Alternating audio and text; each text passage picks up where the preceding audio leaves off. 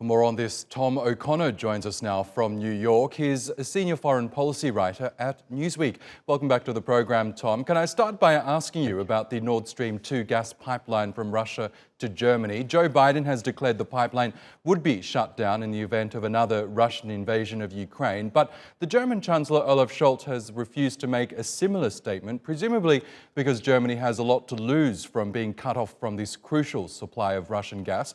Are the US and Germany divided on this?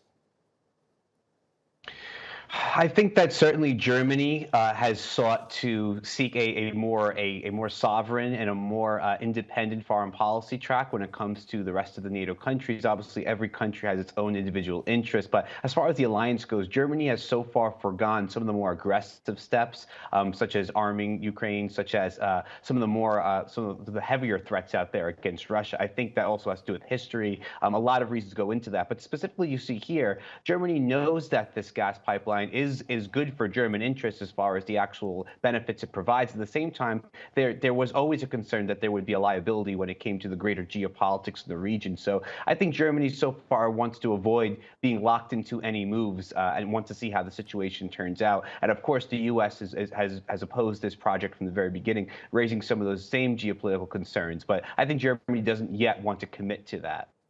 Meanwhile, the French President Emmanuel Macron has positioned himself as a potential mediator on Ukraine, and he's voiced skepticism about predictions by the US and other Western nations that a Russian invasion is indeed imminent. Is he being naive here, or is he just trying to tone down the talk of war so that the sides can still come to a peaceful resolution?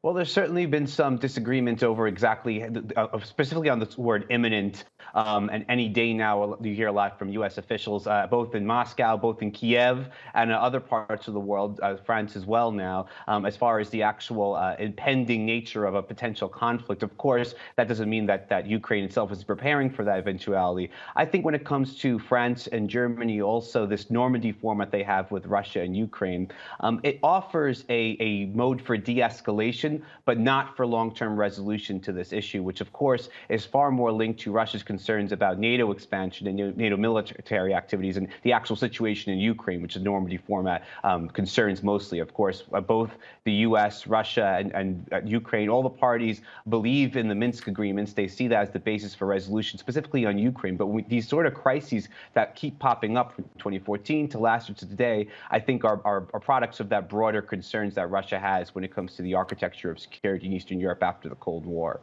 Over in the UK, the government there says Russian concerns about potential NATO aggression are fundamentally unfounded, as NATO is a defensive alliance at its heart. Prime Minister Boris Johnson says the UK wants to work with Moscow to provide it with reassurances on that point.